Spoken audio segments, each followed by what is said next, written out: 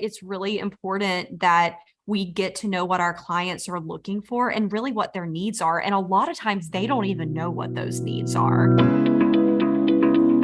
Are you ready to make your law firm a profit-generating machine that will free up your time and skyrocket your impact? With more than 2 decades of business growth experience and having proven that you can be successful while prioritizing your family and your impact, introducing the Profit with Law podcast. I am your host, the creator of the Firm Differentiator 10X Effect, Moshe Amsel. Well, hello and welcome to another guest interview here on the Profit with Law podcast. I'm your host, Moshe Amsel, and today I am going to be talking to somebody. Actually, it's more than one person. It's normally we have one guest on the show. Today we have 2 guests, and I'm really excited about that because I love mixing up the format. I hope that you guys like it and give us some feedback. If you want us to do this more often, we'll try and make it happen. But the reason it's 2 of them is it's a husband and wife team. And I met them at Max LawCon in the St. Louis area earlier this year. Really liked them. They made a really good impression on me. And I said, let's get you on the podcast. Let's have a conversation behind the microphone, see what kind of value you can provide to my audience. Now, they run a marketing agency, so we're going to be talking about marketing today, but we can never get enough information about marketing. And it's not because we want to confuse you, but I want my audience to be educated and have the clarity that they need to be able to make good decisions when it comes to the growth of their business. And investing in, and let's just take 3 examples, right? So maybe it's SEO, content marketing with a podcast, or Google pay-per-click, right? Those are 3 completely separate marketing endeavors, and choosing which is the one you should be investing in if you have a limited budget is a tough decision to make. And it has to do with what practice area are you in, what geographic area are you in, who is your target market that you're serving, and what's the right thing for them. And I'm always seeking more information from marketers, not just for you, but for me, because my primary thing is not marketing. People tend to look at me as a marketer because I'm out there, I'm in front of people. I do a good job of putting myself in the marketplace. But the reality is that my background is not marketing. My background is IT and accounting. So when it comes to marketing, I'm learning alongside you. And it's a great place to be in a podcast conversation because I'm going to ask the questions that you're thinking as you're sitting there listening to this conversation. So I'm excited to have this conversation with our guests. I'm going to introduce them in just a moment. Before I do, I want to let you know about an opportunity here at Profit with Law. So it's no secret that I work with law firm owners, coaching them. Our goal is to help you 4x your revenue and 10x your profit in 12 months. And if you've been doing this for a while and not seeing those kinds of results, you've been stagnant, you've been trying really hard, you're experiencing some growth, but it's taking a long time, and you don't know what you're doing wrong, or you don't know what's not working, what is working, why are you struggling with this? Why do some people seem to have it easy and become overnight successes, and you're grinding it out and missing time with your family and still struggling to pay your bills? If any of that sounds like you, our coaches, what they do is every month we open up a few spots on their calendar, actually 8 spots to be precise. So every month we open up 8 free coaching calls on our calendar for our audience. And we want to give you the opportunity to take advantage of that. So if you would like to have an absolutely free coaching session with one of our coaches, it's a 45-minute conversation about your business, about you, and really helping you get unstuck, helping you get the clarity that you need, helping you figure out where are you getting in your own way and how can you move the needle forward, then you definitely want to book that call today. Now, at the end, if you're a good fit, they might offer you the opportunity to join me in our coaching program, our Elite Lawyer coaching program. And it's a no pressure sales environment. If it's for you, great. If it's not for you, also great. It's not a problem. We want to provide that free coaching session to you regardless. And it is absolutely valuable regardless of whether you join our coaching program. Anyway, go to profitwithlaw.com/free coaching, profitwithlaw.com/free coaching. Just like anything else we mentioned on this show, books, podcast episodes, URLs, email addresses, phone numbers, anything that we share, we'll link up to you for you in the show notes. Every show notes page that we produce has a resources section where everything is provided for you. So if you're out on a run, if you're driving your car on the highway, if you're in the shower, doesn't matter what you're doing right now. You don't have to stop and take notes. We take those notes for you. Go to profitwithlaw.com. You can access the show notes there, or just look down in the description area of this podcast episode. All right. Our guests today are April and Tyler Roberts. April and Tyler Roberts are co-founders of NOMOS Marketing. And let's see. I'm going to read you the official bio. It's a full-service marketing agency that serves lawyers throughout the country. They're on a mission to make the law more accessible, more approachable, and more human through authentic storytelling, design, and data. April and Tyler are a husband and wife team and live in Charleston, South Carolina. We just had a conversation in the green room. When this is released, it's going to be long behind us, but Hurricane Ian is bearing down on Florida, and they are potentially right in the path of where the hurricane is going. So there's a little bit of jitters going on, but we're going to get through that, and we're going to have a marketing conversation with you. April and Tyler, welcome to the show. Thanks so much. We're super excited to be here. Thank you. You're welcome. So first of all, we really appreciate you taking the time out of your day to be here, have this conversation with our guests. I always start it with something simple, which is people don't know who you are necessarily. Maybe some of them do, but many of them don't. So tell us a little bit about you and how you got into this, and how you stepped into this. Now, the interesting thing is that there's two of you, so there's two stories, but those stories probably collide somewhere. I'll let you two figure out how to balance this between you. But we'd love to know not just who you are, but how did you get involved with marketing for law firms? And one of the things that I mentioned in the bio was that you're on a mission to make the law more accessible, more approachable, and more human through authentic storytelling, design, and data. So what motivated you to pick law and want to make law more accessible? Is there a story behind that as well? Yeah, I'll take this one. And April, I'll jump in, as I do with most things. But we started about 4.5 years ago. Prior to that, I went to law school and practiced for just a short period of time afterwards. Loved working in the startup world, loved working in-house, really didn't see myself going into private practice. But part of that was because it just felt like every law firm was exactly the same. They all just seemed like carbon copies of each other. And just to take a little bit of a further step back, in college, I was injured in a car accident pretty badly. I was hit by a drunk driver. So I got to see both the civil side as well as the criminal side of that type of accident. And I had a great referral to a great attorney who helped me through a very difficult moment in my life. And that was really why I decided to go to law school in the first place. And as we were talking about starting an agency, it's like, well, what's going to make us different? Like, why should there be another marketing agency? We took a look around at how people were portraying themselves in the market, and they all just seemed exactly the same. And fortunately, I had that great referral, but a lot of people don't have that existing relationship, and they may not know where to turn. They may not know who to ask for help. And if everyone just kind of looks the same, they may just call the first number that comes up. There may be absolutely no distinction, even though one attorney may be a better cultural fit. They may be a better fit, in terms of expertise or experience for their case. And so we really wanted to create an agency that helped help clients figure out what it is that's helped them stand out in the marketplace, and really what told a good story that helped people feel a little bit more comfortable, a little less intimidated, when they did reach out to them. To tell you why we started a marketing agency in the first place, I was actually working as an editor for a magazine, the National Jurist and Pre-Law magazine, shortly after moving to California. And really loved the content creation side of things. Loved, seeing artwork and storytelling come together for, like a final deliverable product, whether that was like the actual magazine or the website. And then April was working for our now business partners for another marketing agency in the dental space.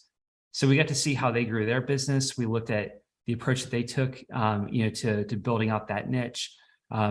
Just for reference, they have about 600 clients at this point. They've been in business for about 10 years. And so we kind of took their model and looked at replicating it in the legal space. This might be a opportunity for April to jump in here. Yeah, I mean, I think I felt like it kind of happened by accident because Tyler started kind of freelancing. I mean, living in California, we had to bring in some extra revenue to help out, to live the way that we were hoping to live. And, he was freelancing and, doing a lot of copywriting and things like that. And then I had just started working at Wondrous as an account manager. And so I was figuring out a lot of things. They were in a similar place of their business that we are in now. And it was such a fun place to be jumping in, problem solving and all of that. And we became really good friends with Laura and Michael, the co-founders of Wondrous Agency. And I think we were out having drinks one night. And I was like, it's so cool that, y'all do this with dental. Like, we've just been playing around with like the legal stuff. And Michael's like, let's talk about it. Let's make it happen. I was like, oh shit. Like, okay, all right, let's do it. And so it just kind of organically happened. I feel like, I mean, looking back, there were definitely steps along the way that we took where it was like, okay, we're going to make this happen. But yeah, I think it was the right time, the right fit. I think, Tyler going through what he went through with the car wreck, but then also going to law school, it just all made sense. It was kind of lined up for it to be like the perfect time for us to do something like this. And I think Tyler's always been a creator in everything that he does. I never really thought of myself as like a true entrepreneur or anything like that. Now looking back, like it was all there. I just didn't realize it myself. So yeah, we started it. Tyler ended up coming over full time immediately. Like he left, the magazine. I continued to work really full time as head of account management and then would work on NOMOS at night. So anyone that's starting a business remembers what those years or months, however long it is that you do that is. And then came over full time about like a year and a half, 2 years in. So yeah, it's been super fun doing this and always learning new things. Yeah, and it's also very interesting because often we look at somebody, we look at a business and we look at their success or we look at how big they are or, how far they've come, but we don't know how long it took them to get there. And to us, everyone looks like an overnight success. We don't realize that maybe they've been at this for 6 years and maybe they've been working a full-time job for a couple of years while they were building their business. So it's interesting always to get the inside look. Even myself and my business, I started it when I was working a full-time job, and I'm not going to go into my own story on this episode. We talk about it in previous episodes. Maybe it's time to revisit some of that, but it was very difficult for me to make that decision to leave the what seemed like the security of the full-time job and jump into my business full-time. And it was a conversation that my wife and I had for a long time before I went forward with it, because she had to be on board with it too. Speaking of my wife, what's interesting is where our roads intersect there. She's a probation officer, and she specifically is in the DWI unit. So she's very passionate about keeping drunk drivers off the road and, trying to prevent accidents like the one that Tyler unfortunately was the victim of. And they don't call it accidents, right? They call it crashes because it's not an accident. It was something that could have been prevented. Let's talk about marketing, and let's start with the very first place, which is, there are people in our audience who are sitting there saying, one day I will be able to afford to hire a marketing agency. I am not there yet. Right. And then there are people who are saying, I have a marketing agency, but they do XYZ for me, and I feel like I need to do more than that, or I feel like they're not doing it for me, or they're not cutting it for me. So I want to start at the beginning of the conversation before we even talk about what a marketing agency does or what specifically you do with your clients and the way that you work. How does somebody even start with figuring out whether they're ready to look at a marketing agency to do marketing for them and help them bring in those new clients? You'll get a really big kick out of this. So one of our onboarding questions is like, what's your current annual revenue and what's your desired annual revenue? And I could go through probably 95% of those onboarding documents, and literally every single person just doubles it, regardless of where they're at. If it's $100,000, they want 200,000. If they have 500,000, they want 1 million. It's kind of comical to see how they do that. And there's no real rhyme or reason. And they don't have a real clear vision about like what that kind of revenue is even going to mean for their law firm. Who's going to be working there? Who's going to be taking on the additional work? Are they going to have to hire someone? Are they going to have to, find leverage in some other way? And so I think for a lot of law firms, they need to have a vision for the future, and then they need to work backwards from that. So I would look like 3 years out, 5 years out. What does your law firm look like? Where's your office? Who's working there? Like, how are you perceived in the community? And then what do you need to do in order to get to that point? And marketing plays a small role in that, right? Like, we want to make sure that the brand that we're putting together is going to build over the course of those 3 to 5 years. And that by the time we get there, we're not, looking back and saying, man, I wish I would have thought about this a little bit more at the beginning. So I think there's definitely different stages with that. I think if you're early on in starting your law firm and you're saying, I want to go from $0 to 150,000 a year, because that'll cover my costs as well as pay my salary. Marketing can really look a lot like, referral marketing, networking, building your personal equity in your community, and really focusing on like the types of cases that you like and really learning about that. I think you really need to have a solid foundation like that before you come to a marketing agency, because then you can give your agency or the freelancers that you're working with the direction that you need in order for them to be successful for you. I would say for the clients that are maybe 3 to 5 years in, the ones that have consistent recurring revenue, or I should say annual revenue, if they aren't subscription based or have recurring clients, that's the opportunity to look at your current systems and say, what do I need in order to grow? Like, do I need an intake team, or am I going to turn on this marketing machine and now I have to answer all the phone calls too? So there's all these other components that fit in there. And so for us, a huge part of onboarding a new client and working with them is just, number one, figuring out where they're at in that process, figuring out what it is that they need. Sometimes it's just that basic website. We want to make sure that we have that solid foundation. All of their local listings are tied up. Their social media is rock solid. And if someone's doing their due diligence and they've had a good referral, or they met them at a conference or a community event, they're going to find what they like. But then the ones that are looking to turn up the volume a little bit on their marketing, what is it that we need to do to get you to where you want to be in the next 3 to 5 years? Because our strategy is going to be dictated a lot by that vision. Yeah, I think a lot of people don't think about marketing until they're like, I have to have something right now. And I think there's different types of marketing depending on your timeline. I think SEO is definitely that longer term play. We always say it's kind of like a chess match with Google. It's not going to happen overnight. Where Google ads, while of course it takes a little bit of time to get things up and running, and you definitely want to test out some things and see how they're performing. It's not going to be perfect as soon as you launch a campaign.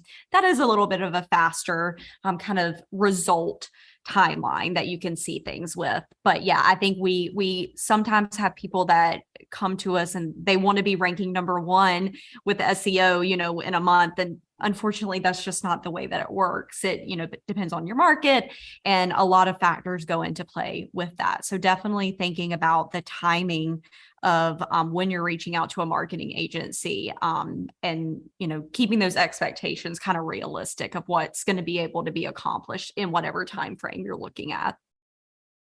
Now, we would probably agree that when you look at marketing, you probably have over 1,000 different options in front of you as to what you can do to market, right?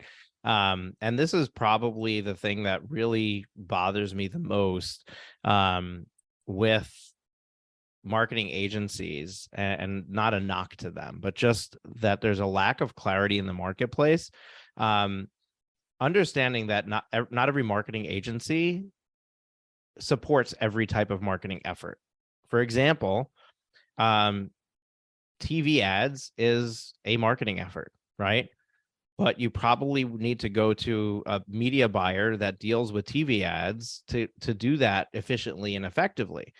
So your typical run-of-the-mill digital marketing agency is probably not the place to go to learn whether TV ads is right for you, whether you have the right budget for it, what kind of ROI is it going to create for you, and to actually implement and execute on it.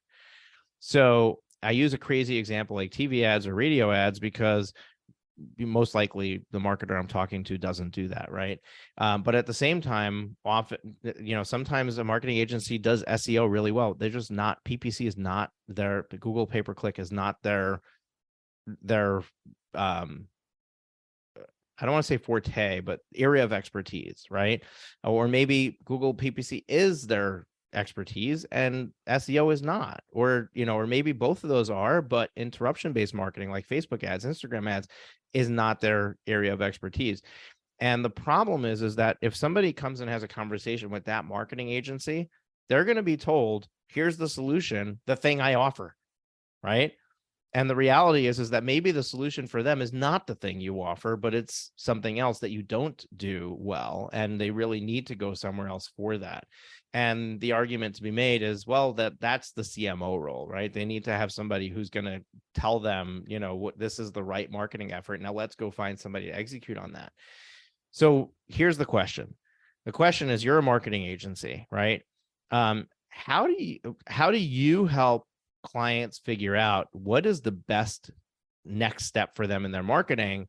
And if it's not something that you provide, how do you continue to provide them value and maybe make the right connection for them? And, and where do they re-engage with you? I love this question. And so we actually are a full service marketing agency, and we were very intentional on making sure that we were. So we didn't want to just be SEO, or we didn't want to just be social media. And the reason behind that is that, like exactly how you're saying, not everything works for every single person. And every strategy that we put forward for a client is a complete unique one for them. I mean, of course, we kind of have the typical, where we do packages that we see a lot that clients need. But I think when you go to a full service agency, it changes the conversation a little bit, because it makes it less about, oh, I really want to keep this recurring revenue that I have, even though like say Google ads, I'm just going to use that as an example, even though like you're not getting any conversions with this, like I want to keep this, all of that. Like we're not at all afraid to say, hey, like Google ads aren't working, but here, let's pivot. Let's, do a lot of backlink building within SEO. Like you're going to get more bang for your buck in that. And so I think it's really about taking the time to learn the client and what their needs are, and also looking at each campaign, because just because Google ads work for one client in one area of the country doesn't mean we're going to get the exact same results in another area. And so I think that's what's been really important to us as we've grown our business, is being able to kind of shift and pivot. And, of course, I think you want to make sure that you give campaigns enough time to run out. I'm not telling people to go and talk to a marketing agency and be like, I've been doing this for 30 days. It's not working. Like, not really enough time to have enough data to really say whether it is or isn't working. We need a little more time than that. But yeah, I mean, I think that it's really important that we get to know what our clients are looking for and really what their needs are. And a lot of times they don't even know what those needs are. And so we really like to use examples for our clients, kind of map out what success could look like, and then really dive into those campaigns and see, hey, you're telling me that you're not getting good results with Google ads, but I'm listening into the phone calls and I'm, kind of finding that no one's answering the phone. So it seems like this may be more of like an intake problem as compared to the marketing problem that you might think it is. So we kind of like to take a holistic approach with it, and make sure that we're really helping our clients be the most successful. I mean, we've been getting on the call recently with clients, and I am in no way a coach, a consultant, anything like that. But I'll talk through, I'm like, here's how I would answer the phone, or here's how I would teach a team member to answer the phone that will help lead to those conversions. So I think for us, we really want all of our clients to be successful because we want them to help the people in their community. Yeah, I love that, and I didn't tee this question up for you knowing that was going to be your response. So, It's in true. full disclosure, I actually didn't know what kind of marketing you offer. As a matter of fact, in the beginning, in the green room, we were talking. I talked about how I want to get clarity on what it is that you do, and your response was, "Yeah, well, we'll explain it more on the podcast." So I'm learning here alongside my listeners, and this is the best way that I love to host the show, because it really brings up authentic questions. So the next thing that's really confusing is okay, so if I need to understand, I'm working with a marketing agency that does it all, is a full service, as you call it, a full service marketing agency, versus somebody who just specializes in one area and they're going to push me in that direction. But now the next thing is there isn't a right answer for everybody, and the practice area you're in, the geography that you're in, all has to do, all changes, not just the practice area, but the specific part of the practice area you're in changes what is probably the next best step for you. So walk me through, choose a practice area. Okay, you get to choose a practice area, choose geography, and then walk me through, if you were starting a law firm in that practice area and in that geography, what is the sequence of marketing efforts that you would take, building off of each other, to grow that law firm? That's a great question. And I'm trying to think of some case studies from like actual clients that we've worked with. I'm going to use personal injury because I think that's such a clear-cut example, and there's very little nuance with it, and anyone can really learn from this strategy. So we have a client that started their law firm the same time that we started our agency. They were our second client, and they grew from having just a few clients a month to now handling about 200 to 300 matters at any given time. I would love to tell you that's because we pushed a few buttons and created a beautiful website, and now they have this great lead flow. But the kind of the sequence of events that built on top of each other, it's really developed a really unique brand, and it's produced a lot of brand recognition. It's produced a ton of referrals, as well as organic leads. And then even like with paid search, I mean, we can even look at like the tagline being Googled, and we can see that brand search goes up when we do different strategies. So to talk through this a little bit, what we started off with was creating a really solid logo and branding package. So we have a logo that can be applied to really any piece of collateral, whether that's a brochure or a pin or a t-shirt. We have the color codes, we have the fonts, we have everything that we need to design any collateral for the law firm. From there, we did a custom website. So just something to talk about the law firm story, all the different practice pages, everything that you would need to have a highly optimized website. Photos was also a huge part of this. So just to give you kind of an idea of where we come from with building out sites, is we really want to lean into who that person is. We always tell people, if you fill your website with stock images, another law firm down the street can use the exact same images. If you have custom photography and videography, no one else can replicate that. So that's one way to stand out immediately without having to put in a ton of money. I mean, you're talking about like a half-day photo shoot, essentially. So we have a really solid brand. We have a really solid website. We have authentic photos, and we have a really good story that we can tell. For this particular client, it's a young female attorney who's kind of taking over like the good old boys club, right? So you go down the street and it's just older white men on every single billboard. So now we have this young female attorney that's taking over the market, and she's got this really solid, distinctive brand with these really cool colors. And from there, she goes out and she starts to network with chiropractors, with doctors, with other people in her community. She's sponsoring local events. And these are not big ticket items. These are all just like small little things where she's putting her brand in front of other people in her community. So as she's doing that, she's also blogging on a monthly basis. She's building backlinks, posting on social, doing all those kind of like billboards in the area. Yeah, I was gonna say we graduated up to billboards eventually. But essentially just like we're doing what we consider to be best practices with digital marketing. So we're not spending $100,000 in Google ads, to compete with everyone who's been doing this for 10 years. And we're also not expecting for this law firm to rank number one, even within the first 2 years, because it's a major metropolitan area. but we're doing all the things that we can do to put the brand in front of other people. I think billboards get overlooked a lot of times, and a lot of times people roll their eyes at it, but billboards and TV placements actually make a huge difference.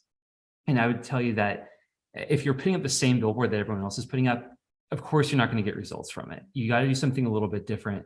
What I love about this campaign is that her tagline is not just another suit. So not just another lawsuit, not just another, suit, like I love a good tongue in cheek. Yep. So that was a lot of fun to develop with her.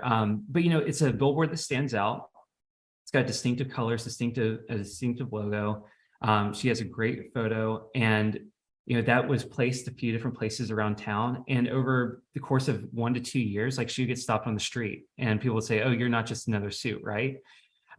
So there's that branding side of it. But then the digital side was really interesting, because we could even look at like branded searches for her name, for her tagline, and you can see that those increased as well. And so this has been about 5 years, I would say. So to kind of give you just that linear progression, starting small with your branding, your website, photo and video, and telling your story, like, those are all things that any law firm can do.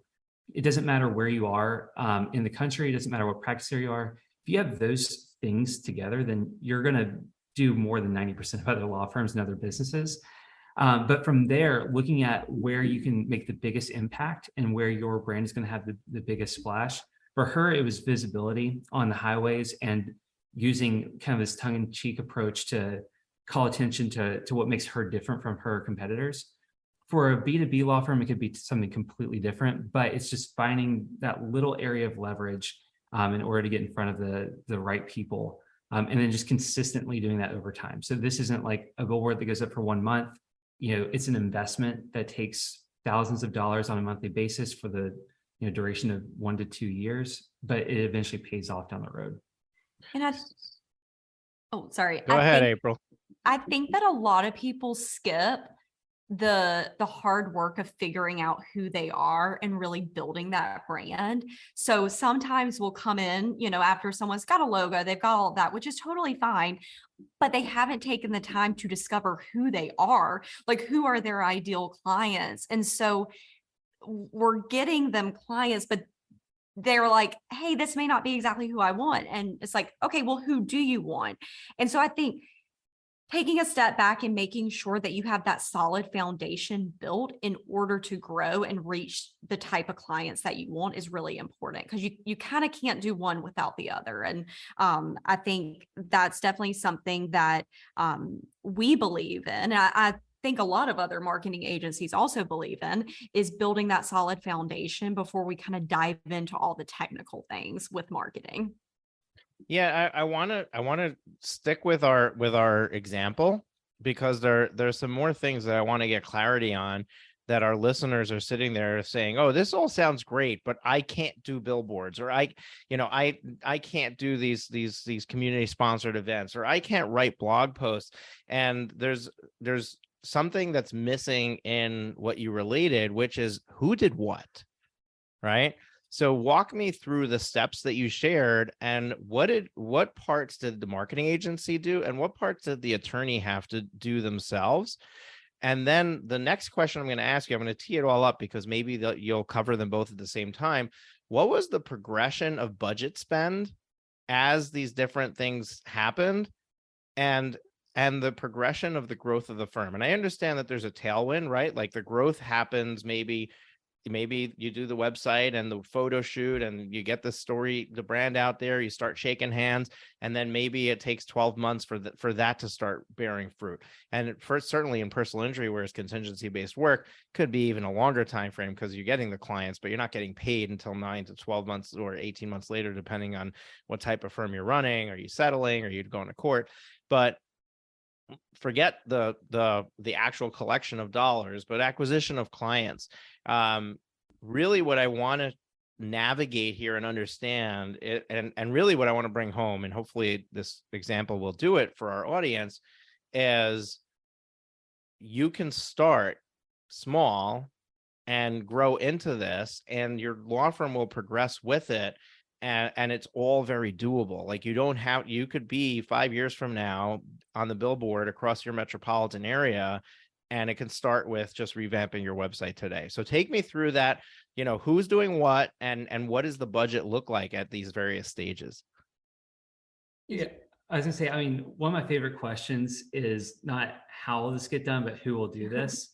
And it's like finding leverage, because as an attorney, like your time probably isn't best spent writing blog posts or posting on social media. Find someone else who can do that for you and focus on what you can make the biggest impact in. I mean, April had such a heavy hand in the success of like the local marketing efforts for this firm and for other law firms that we do billboard and TV placements for. But I go ahead. Feel like, and I mean, this is right when we were starting our agency, and so we were also, to be honest, like figuring out a lot of things as we were going through, but, she definitely did it kind of in chunks. I don't know that like she went into it thinking that way, but looking back, that was definitely how it was done.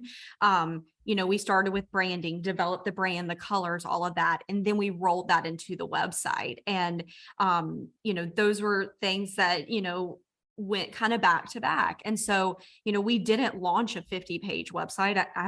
We probably launched a 10-page website. I don't quote me on that. I can't remember exactly. It was a 1-page website. Oh, was it? Okay, even better. Okay. So we launched a 1-page website, and with the ongoing services that we do for her, we actually do monthly blogging within the SEO that she does get. I believe she gets like 1,000 words a month. So we typically will do like 2 pieces of content, but she wanted a heavy hand in, editing, seeing all that. She wanted to like add her own spin on it, which we're like, great. Like she's so on top of it. She logs right in. We built her website in Webflow, and she can log in, change a few things here and there, and then we get it online.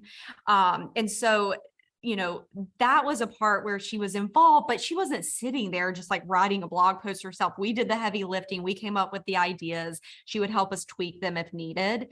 Similar thing with social media. We do the heavy lifting. She'll let us know if, hey, I don't really like this post or all of that. But that is something that we do for her. We consulted, I guess you could say, on photography to let her know the types of photos we were wanting, but we actually didn't do her photography for her. She used someone local in her community, which we say that's wonderful. Sometimes we'll travel in for photo and video shoots. Sometimes people want to use someone local in their community. As long as we have assets that we can work with, that's great. So we kind of, spoke with the photographer, spoke with her to say, hey, here's what we're thinking with, your social media ads, some content on your website, the billboard, all of that. Here's what we need. So we kind of led into that. And then I don't believe we did our first billboard until we were like 2 years in. And it was just an awesome opportunity for a location where she was like, let's just make it happen. And I actually looked the other day, and I think she's about to add on 3 additional billboards. So this is stuff that's taken, 4 or 5 years to get to.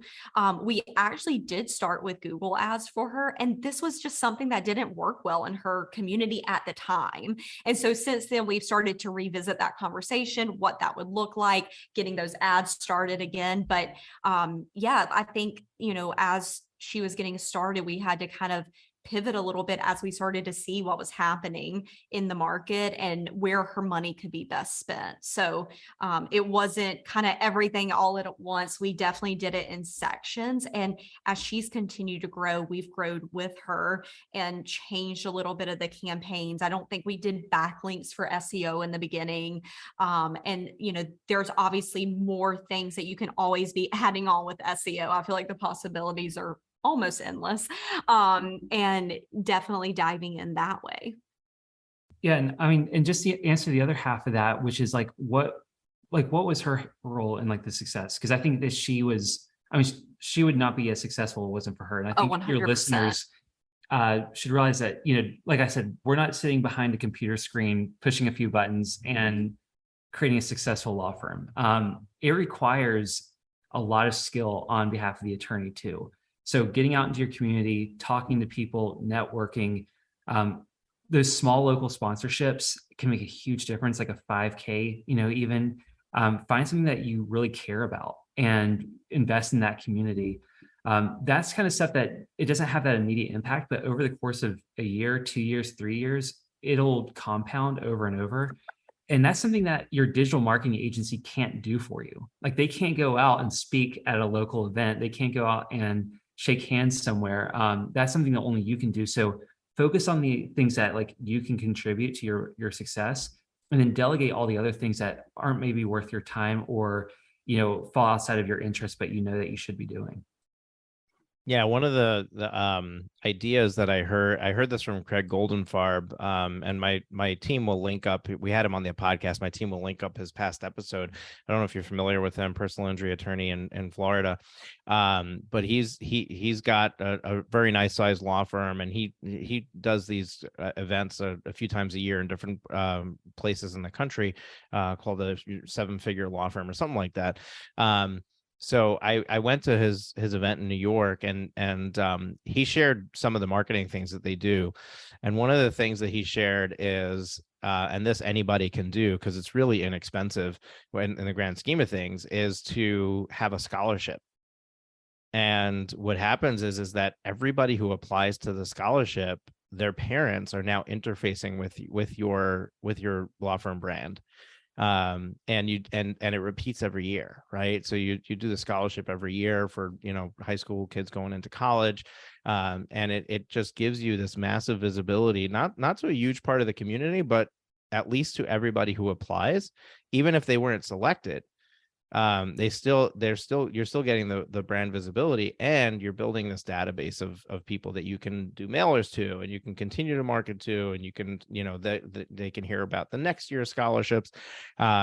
And that, it's crazy because you can do like a $2,000 scholarship. Doesn't cost you much. I mean, it costs you a little bit to oversee it, but something insignificant like that can really move the needle for your business, especially if your clients are in the community. Like if they're, your clients are the random, person, that would be that would be exposed to this. So I love the examples that you're giving where, people, when they think of a marketing agency, they're not thinking of, oh, I'm going to sponsor a 5K, but that's what you guys are telling your clients to do. And I love that because that, I'm doing that with my clients, and, and then telling them, okay, now after you've done some of this guerrilla warfare, let's, now you can go hire somebody to do some of these other things. But I really like this holistic approach. We're almost out of time, and I need to wrap it up very shortly. But one thing we didn't talk about is budget, and I know it's something that we hate talking about. We don't like to give numbers out because then somebody's going to quote us on it. But give us an idea in this, because this is just use this example, right? Like, what in year one, what did this attorney have to spend on their marketing? They just did some photos and a website, and and maybe sponsored some community events. What was their marketing budget like in that year? Then in year two, they added billboards, or maybe it was year three, they added billboards. What did their budget increase by to be able to do that? Give us some idea of what this might look like for somebody who's sitting there saying, this all sounds great, but I don't think that I'm ready to invest at that level. They don't know what that level is. Yeah, I mean, I think that for someone who's just getting started, there's a lot of things they can do on their own to get moving. Google My Business, social media, a simple website, like you can really get some good traction and just get things moving in the right direction just by doing that. I honestly would rather see someone with an iPhone photo on their website than a stock image. I think there's so much that you can do with the technology that you have today where you can get started with a very low budget. I would say that when you are ready to start delegating this out to an agency or a freelancer, or even bringing someone in-house, if you're at that stage, you need to look at your marketing spend and look at how it fits into your budget. 5% for just kind of maintaining your current lead flow to maybe 10% for higher growth. And figuring out how to separate not only like the management costs, so like what do you pay your agency or what do you pay your freelancer, but also your ad spend. So what's the ad spend going to be, and how's that fit into it? So I think for like the solo small law firm, we tend to see their budgets go anywhere between like $1,000 a month to like $3,500 per month. They're doing something a little bit more, I don't want to say not advanced, more aggressive on the advertising side. We can see that go up to $7,000-8,000 when you're including like a higher ad spend. But then we also have those law firms that are doing the billboards, and they're doing pay-per-click in metropolitan areas, where they're spending $25,000 a month in pay-per-click ads, and they're spending close to $100,000 a year on local advertising. So I think there is that sliding scale. And I think if you start to look at your budget and start there and look at like your pro forma and how adding in these costs are going to not only affect like your overhead and like your profit margin, but also what your expected return is, that's a good place to start. And just have it in your head that like this is an investment. Like this isn't going to be something that you're just throwing money away on. Hopefully this is going to bring in a return. So even though it seems like there's a higher price tag, look at the upside, look at the potential value of those clients and of those leads, and try to find a way to stretch those marketing dollars as far as you can. And I really like to ask, what would you be willing to pay for a new client? And I think if you kind of shift it a little bit, and then people can kind of start doing the math, they're like, okay, well, if I grew to this number, then I could do X, Y, and Z. And I think if you kind of start there and work your way back, that's really important. But then I think also making sure that you have the things in place in order to convert those leads into clients is important, because we oftentimes just see too many people that the calls are coming in, everything's coming in, but then on the back end, they're not able to convert. And, you start looking at the budget, you're like, look how much money like wasn't converted. Just the phone wasn't answered. No call was, no one was called back, or, the questions weren't properly being answered. So I think there's a lot of things that can go into play with that. But yeah, I think figuring out what you'd be willing to pay is to get those clients is totally worth it in order to determine kind of what your budget would be. What do you think is a healthy return on investment? And like, how many times your marketing spend does the revenue need to create in order for you to say this is a good effort versus this is not worth doing, and in your experience? I mean, I love seeing a 5-time return on investment. Doesn't mean it's going to happen every month, because there are fluctuations in the market, and competition is tough, right? I mean, sometimes, you'll look at SEO and you're like, man, something's not working for me. It's usually not the fact that you aren't putting in the effort. It's just that someone else is also putting in the effort. Someone else has been at this longer than you, or someone's doing something just a little bit different. And so you have to take a look at that as well, and kind of keep that in mind. But I think for us, the biggest thing is like, does this make sense as a campaign for your law firm? Have you put in I'm just gonna give you some rough numbers. Like, have you put in $1,000 in Google ads and gotten $5,000 out of it? Or are you breaking even with Google ads?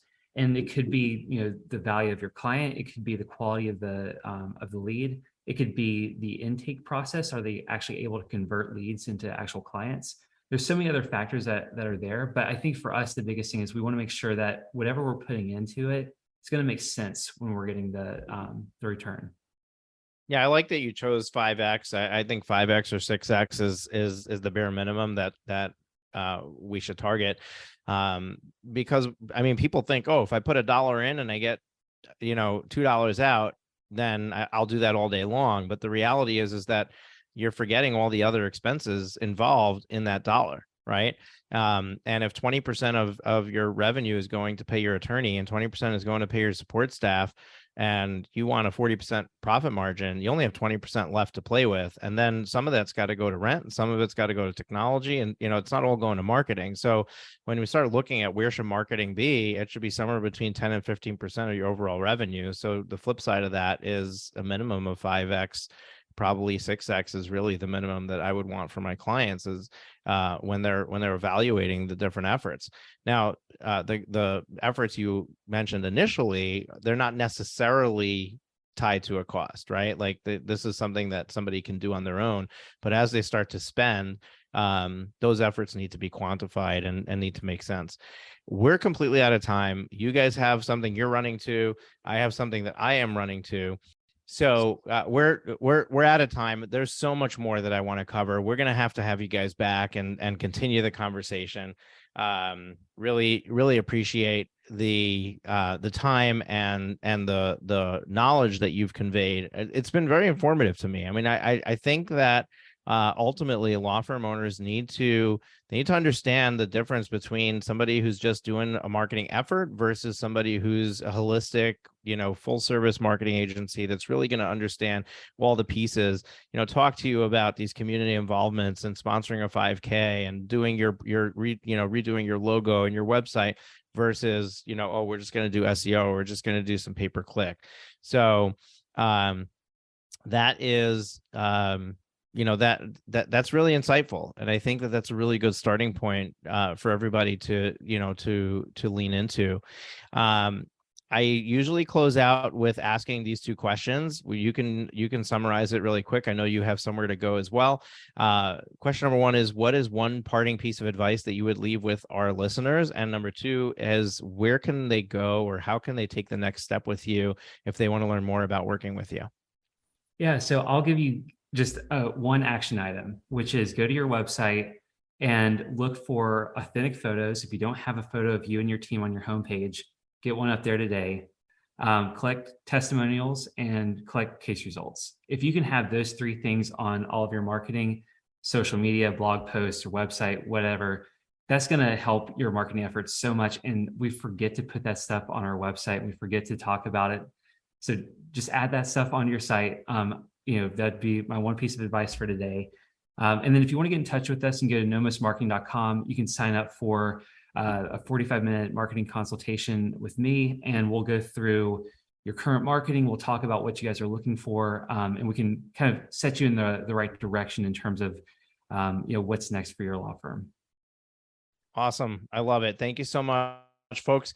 If you enjoyed this episode, make sure to hit the subscribe button in your podcast player so you get notified the next time we release a new episode. We have a new episode every Thursday. Sometimes we pepper in some extras in there for you, but at least every Thursday you'll have a new guest coming on the show and sharing with you the same way that April and Tyler have shared with you today. And if you haven't yet left us a rating and review, we'd love it if you took the time to do that. When people hop by and they say, oh, is this worth listening to? They're going to be looking at those. And same way that you need those to get clients, we need those to get listeners. We'd appreciate if you took the time to do that.